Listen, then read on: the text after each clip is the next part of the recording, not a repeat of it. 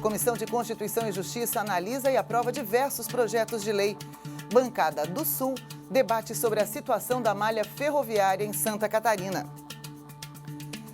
E ainda, no Dia do Professor, o Parlamento presta homenagem para esse importante profissional. Hoje é terça-feira, 15 de outubro, e o TVAL Notícias começa agora.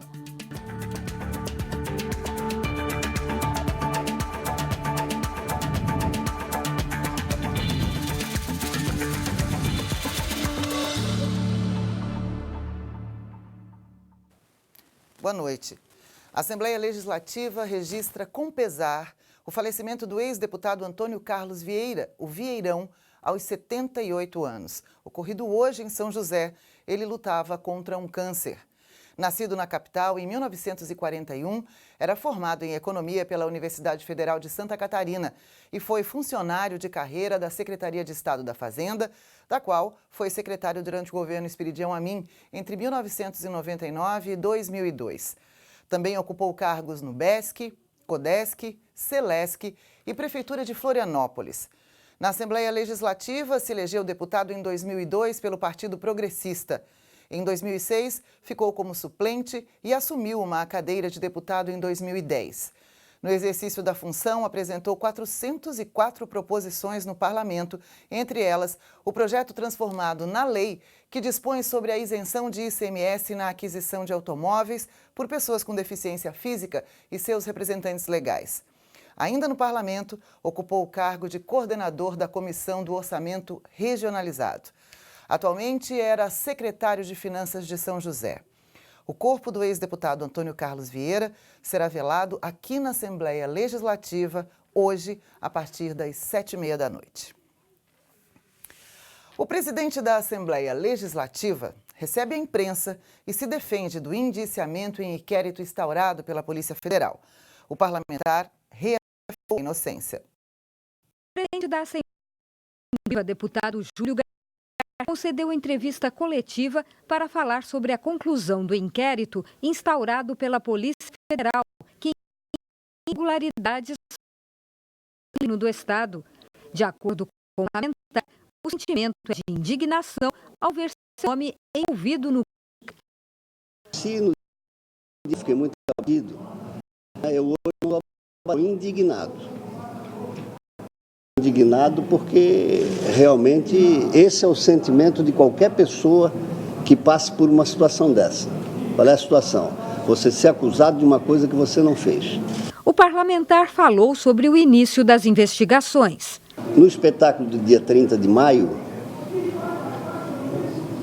havia a suposição de que eu era o mentor ou o chefe de uma organização que desviava recursos públicos no estado de Santa Catarina.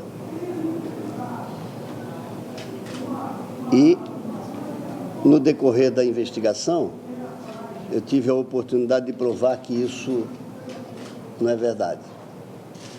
A própria investigação tratou de eliminar essa possibilidade, de forma que o motivo maior da investigação desapareceu, que era o pagamento de propina dos contratos terceirizados da Secretaria da Administração.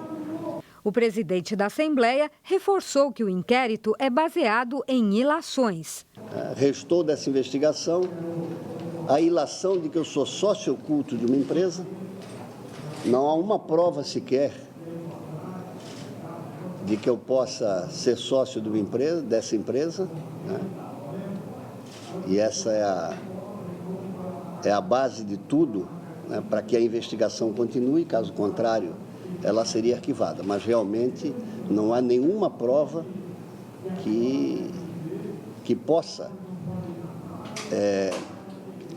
dizer que eu sou sócio oculto dessa empresa. O presidente encerrou, reforçando que tem certeza que vai conseguir provar a inocência. Estou tranquilo, vou fazer a minha defesa, meus advogados estão cuidando da defesa e no momento oportuno. Aí você vai me perguntar quando? Esse é que é o problema. Eu acho que, por justiça, já teria que ter sido agora, não ter sido indiciado. Mas indiciado é indício, né? Não há prova. Se o Ministério Público agir com isenção e olhar o processo em todos os seus detalhes, verificar o meu depoimento, os demais depoimentos e fizer uma análise isenta, evidentemente que não haverá nem a denúncia. E durante a sessão ordinária desta terça-feira, os deputados suspenderam os trabalhos para uma homenagem. Neste 15 de outubro, comemora-se o Dia do Professor.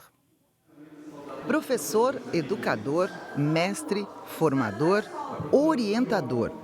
15 de outubro, dia de homenagear o profissional que serve de base para todas as profissões. A deputada Luciane Carminati suspendeu a sessão para prestar homenagem a eles. É a primeira vez que a Assembleia Legislativa permite suspender a sessão e fazer no plenário mesmo, né, nesse espaço do plenário, uma homenagem. E eu penso que os professores merecem isso, porque não existe nenhuma profissão sem a figura do professor. Eu digo sempre que quando você ainda não tem a ideia do que significa o trabalho de um professor, imagine as escolas e creches fechadas em cada município.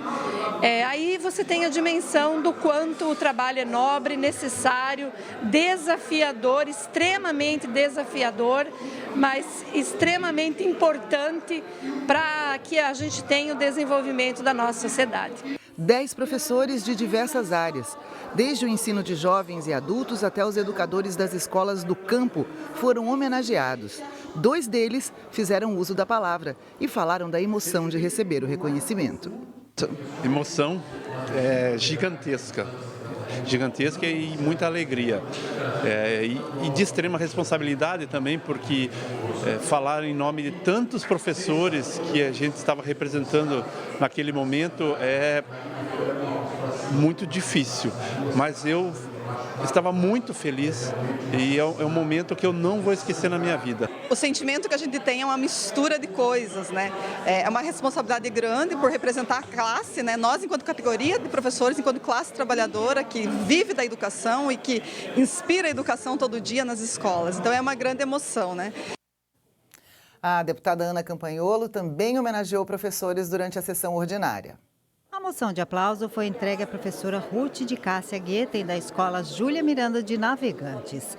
Ela desenvolveu o projeto Mundo Azul e criou uma sala sensorial. O trabalho dela com alunos especiais foi reconhecido. É um dia muito especial realmente, até porque mostrar também a questão da educação especial, né? Porque eu trabalho com autismo, então para que as pessoas possam sentir através da experiência que nós tivemos, que as pessoas possam se colocar no lugar da pessoa autista e poder valorizar um pouco mais também, entender, compreender as deficiências. O professor de arte, Sandro Santos, da Escola Dom Afonso Nils, é destaque com o projeto Cultura Egípcia. Através de uma sala cultural, ele conseguiu fazer com que alunos e visitantes estivessem naquele período histórico. Eu me sinto honrado em estar aqui, né, recebendo esse presente, essa honra com vocês aqui. E é sem palavras. Assim, homenageando hoje também todos os professores, parabéns também a todos. As moções de aplauso foram entregues pela deputada Ana Campanholo, que também é professora. Muitos me conhecem pelas palestras que eu fiz no Brasil, por ser escritora e acabam esquecendo, mas eu também sou professora de formação, me formei em 2011, sou professora de história, trabalhei em escola pública e privada, sei os desafios, as dificuldades que os professores enfrentam, sei os problemas da escola, mas também sei que existem professores que são guerreiros, e é o caso do professor Sandro e da prof. Ruth, que fazem além do esperado, além do que é a função deles e que realmente têm amor e vocação nessa profissão. A Escola Sem Partido será um dos temas abordados no 2º Parlatório Conservador, evento que será realizado na Assembleia esta noite. A Escola Sem Partido foi criada em 2004. Defende a isenção ideológica, religiosa e partidária dentro da sala de aula. O fundador e líder do movimento, advogado e procurador do estado de São Paulo, Miguel Najib, veio ao parlamento para falar sobre o programa. De acordo com ele, a intenção é informar os alunos sobre o direito deles em relação a condutas consideradas abusivas. Quanto maior o conhecimento da sociedade sobre os limites éticos e jurídicos da atividade docente, maior o número de denúncias, mais denúncias nós temos recebido. Porque no momento em que o estudante começa a se reconhecer como vítima de uma conduta abusiva, né? Mas para isso ele precisa conhecer os seus direitos, ele reporta. A ideia é que sejam colocados cartazes de divulgação dentro das salas. A partir de 2014, nosso movimento começou a defender a aprovação de uma lei contra a doutrinação nas escolas. Esta lei nada mais faz do que tornar obrigatória a fixação de um cartaz nas salas de aula com os 6 deveres do professor. São deveres que já existem. Nós só queremos levar ao estudante o conhecimento desses deveres que, na verdade, decorrem da Constituição Federal. Um projeto de lei apresentado pelo deputado Altair Silva tramita na Assembleia. Foi o primeiro projeto do ano desarquivado. O PL institui no âmbito do Sistema Estadual de Ensino o programa Escola Sem Partido. Uma das defensoras do movimento é a deputada Ana Campanholo. O Escola Sem Partido finalmente dá uma alternativa ao lado mais fraco da corda, quem é mais vulnerável, quem tem sido vítima, que é o aluno. E vale lembrar que estamos falando de crianças e adolescentes. Muito difícil para uma criança e um adolescente ter que lidar com um adulto formado, graduado e todo o corporativismo por trás disso, né? A proposta que cria o programa Escola Sem Partido em Santa Catarina está na Comissão de Constituição e Justiça. E você vai ver no próximo bloco. Bancada do Sul debate sobre a situação da malha ferroviária em Santa Catarina. E deputados aprovam um projeto que busca soluções para a dependência tecnológica. Nós já voltamos.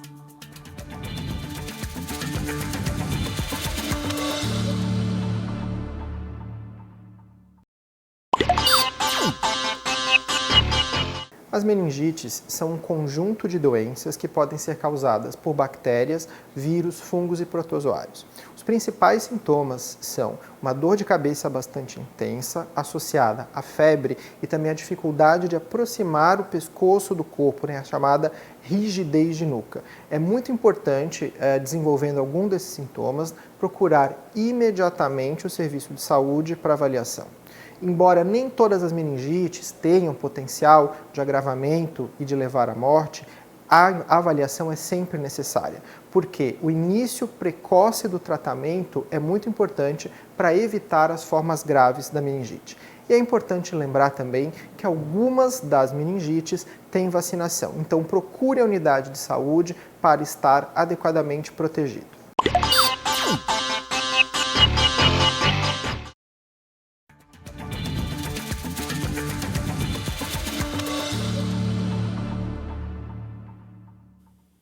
E durante a sessão, os deputados aprovaram um projeto de lei que torna obrigatória a instalação de sistema permanente de vídeo monitoramento em instituições privadas que funcionem como asilos, casas de repouso ou similares. Santa Catarina tem mais de 170 instituições de longa permanência para idosos. Cada um desses asilos acolhe dezenas de pessoas com mais de 60 anos de idade. São idosos que estão ali por motivos variados, como inexistência de cuidador na família, doenças associadas ao envelhecimento, rompimento dos vínculos familiares ou até por opção própria. Com o objetivo de ajudar na proteção desses idosos, os parlamentares aprovaram em plenário um projeto de lei de autoria do deputado Fernando Vampiro que torna obrigatória a instalação de sistema permanente de vídeo monitoramento em instituições privadas que funcionem como asilos, casas de repouso ou similares. Nós vemos, obviamente, alguns casos, infelizmente, de maus tratos às pessoas da terceira idade, principalmente que estão hospedadas em casas de terceira idade, de asilos. E a partir desse momento que nós queremos é utilizar a tecnologia que está disponível a todos nós, com um custo operacional muito baixo, para que possa, obviamente, ser monitorado nas áreas comuns e também, quando autorizado, nas áreas íntimas, nos quartos. Conforme a proposta, o sistema permanente de vídeo monitoramento deverá ser mantido em funcionamento ininterruptamente. As gravações deverão ser armazenadas por no mínimo 30 dias, com o registro de data e horário vinculados às imagens. Ainda conforme o projeto, o vídeo monitoramento deverá contemplar áreas de uso comum e de socialização, bem como entradas e vias que dão acesso à instituição. Já a instalação de câmeras em quartos, banheiros, vestiários e outros locais de privacidade individual ficará condicionada à opção do contratante ou do internado. O projeto ainda precisa ser sancionado pelo governo do estado para ser transformado em lei. E você sabe o que é dependência tecnológica? Do ponto de vista clínico, é quando uma pessoa não consegue controlar o uso da internet, jogos e redes sociais, principalmente nos smartphones, o que acarreta sofrimento ou um prejuízo significativo em diversas áreas da vida. O tema foi destaque no Poder Legislativo. Foi aprovado em plenário o projeto de lei da deputada Marlene Fengler, que busca instituir em Santa Catarina uma semana de orientação, prevenção e combate à dependência tecnológica, ou seja, ao uso compulsivo de internet, jogos de videogame, computador, celular e outros dispositivos eletrônicos móveis. De acordo com uma pesquisa elaborada pelo Hospital das Clínicas de São Paulo, só no Brasil existem atualmente mais de 8 milhões de pessoas viciadas em internet. A deputada destacou a importância do projeto, que agora precisa ser sancionado pelo governador para ser transformado em lei. A intenção é que a gente possa fazer uma semana por ano de conscientização para que as escolas possam falar sobre o assunto, para que a saúde possa fazer campanhas institucionais sobre o assunto, já que envolve a área da saúde também, mas principalmente que se possa discutir o assunto, que se possa levantar informações, estudar muito mais esse processo, para que no futuro a gente não tenha uma geração de jovens e futuros adultos com problemas muito sérios, porque nós que hoje somos os adultos não nos preocupamos em estudar esse fenômeno, em entender melhor o fenômeno e saber as suas consequências e o que fazer para prevenir, no caso, né, para prevenir os abusos do uso da tecnologia. A Comissão de Constituição e Justiça se reuniu nesta manhã no Parlamento. O colegiado deliberou sobre a pauta desta semana. Confira. Foi no plenário que deputados que compõem a Comissão de Constituição e Justiça aprovaram projetos relacionados à divulgação de regras para quem utiliza drones em território catarinense. Também aprovaram, por unanimidade, o direito de permanência de doulas durante o serviço de parto e pós-procedimento. Um dos destaques dessa reunião foi a proposta de aumento do repasse de recursos do IPVA para a recuperação de rodovias estaduais. Por lei, o governo destina 10% do arrecadado. A proposta, aprovada com o aval da Secretaria de Infraestrutura, aumentaria para 30%. No ano passado, o governo arrecadou, através das taxas, cerca de 900 milhões de reais. Ajuda o governo a ter mais dinheiro direcionado às rodovias.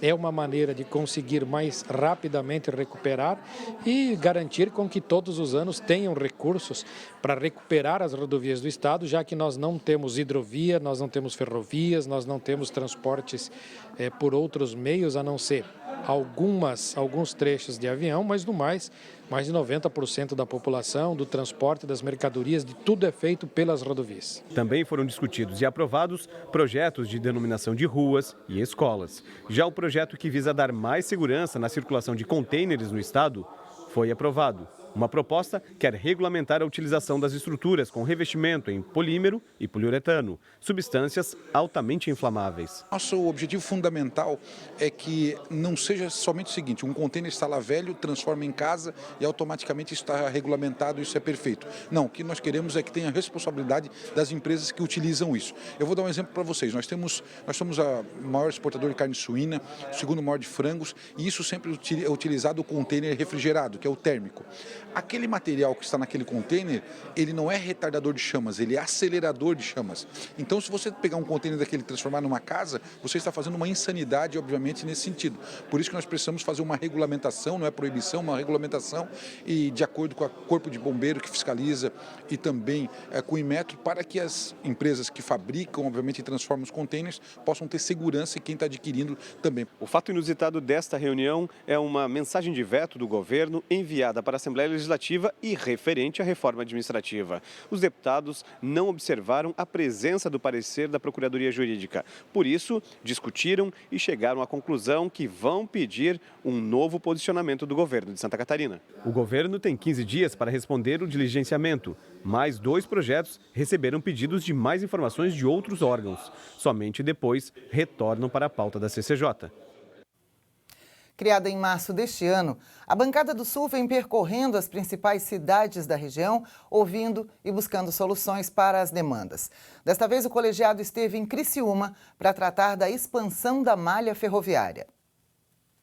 Os 8 deputados estaduais que integram a bancada do Sul na Assembleia Legislativa participaram em Criciúma de uma reunião com associações empresariais e industriais da região.